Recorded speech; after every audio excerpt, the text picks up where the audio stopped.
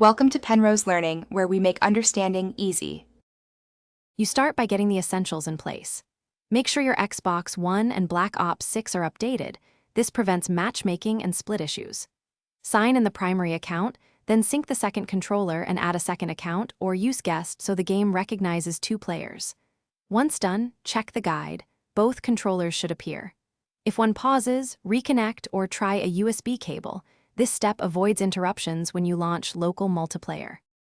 You now enter the game and choose the correct mode. From the main menu, go to multiplayer or local play. These usually host split screen. Select the mode you want, then have the second player press or the prompted button to join. The game assigns player 2 automatically. Make sure to customize HUD scale and orientation so both views are usable.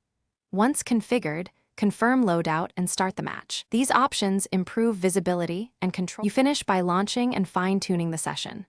Start the match, then quickly test each player's aim sensitivity and audio so both feel comfortable. Change settings mid-game if needed. If split screen does not appear, restart Black Ops 6, resync controllers, and sign out and back in. This resolves most hiccups.